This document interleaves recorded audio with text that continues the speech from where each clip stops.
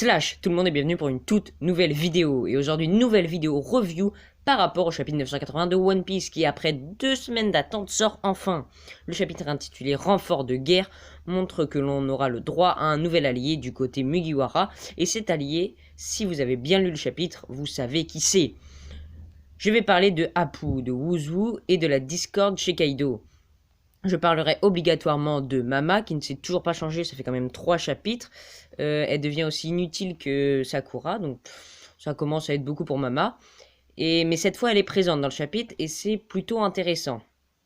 Et pour finir, je parlerai de la sensation du chapitre, toujours la même chose quand un personnage revient. Il apparaît sur la dernière case en sortant une phrase nostalgique, et cette fois, le personnage, c'est un phénix. Donc ça vous dit qui c'est. Normalement, en plus, vous avez lu le chapitre, donc vous savez qui c'est. Je ne vous apprends rien.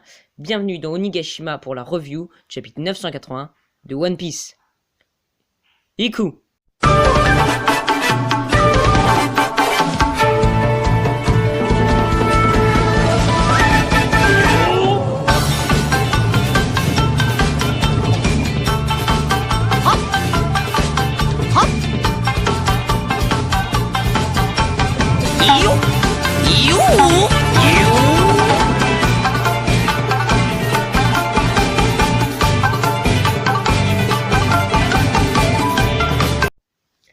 Après le coup glissé pris, Apu n'est évidemment pas bien, surtout que Kid n'en a pas fini avec lui.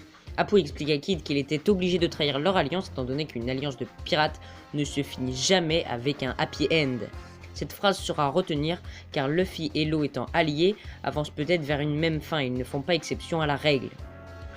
Quand Apu parle, je ne vois pas quelqu'un de méchant mais plus un pirate qui a dû temporairement renoncer à sa liberté pour survivre dans le milieu hostile qu'est le Nouveau Monde.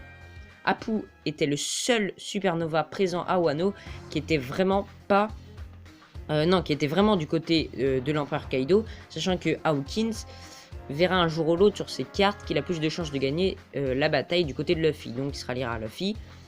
Et donc à entendre Apu, on n'entend pas un antagoniste, et selon moi Apu, malgré la trahison qu'il a fait envers Kid, rejoindra les Mugiwara pour la bataille finale.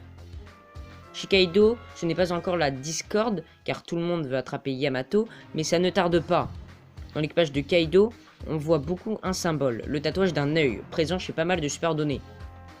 Je pense que tous ceux qui ont ce symbole sont ceux qui faisaient partie de l'équipage de Wuzu, étant donné que les Tobiropo étaient avant de rejoindre Kaido des capitaines d'équipage pirates.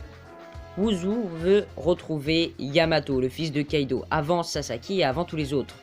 Ce qui crée une rivalité entre les membres du même équipage, et ça montre vraiment que ce n'est pas un équipage uni, c'est plus une meute, chacun est pour soi, c'est vraiment des individualités, et c'est ça qui va peut-être faire perdre l'équipage de Kaido dans la bataille d'Onigashima.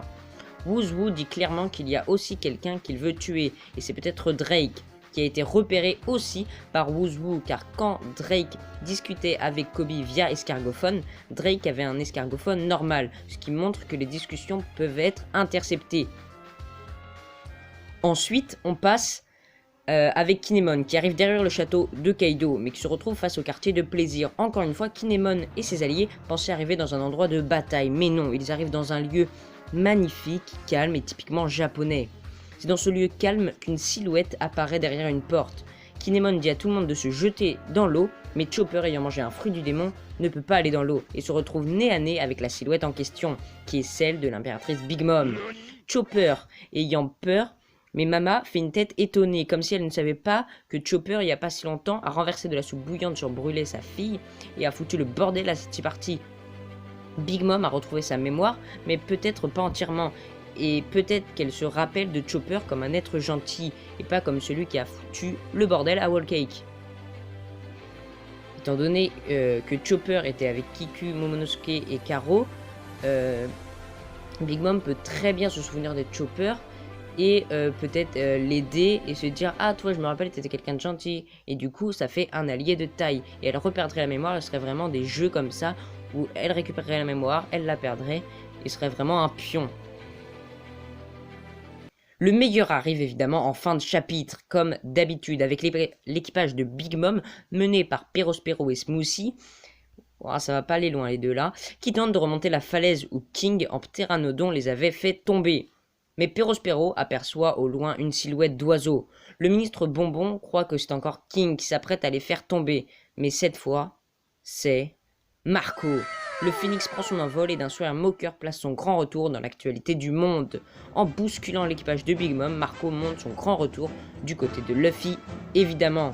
Il est accompagné de Nekomamushi qui devait aller le chercher et d'une mystérieuse femme qui est peut-être Izo, car Izo vient de Wano Kuni et était dans l'équipage de Barbe Blanche comme Marco. Donc c'est possible que les deux soient réunis. Kiku reverrait sa sœur ou son frère, je ne sais plus trop, et tous les alliés de Oden seraient réunis pour cette fois, une bonne fois pour toutes, tuer le dragon avec tous les alliés nécessaires. Il ne manque que la flotte Mugiwara qui arrivera, c'est certain, pour que la plus grande bataille One Piece commence.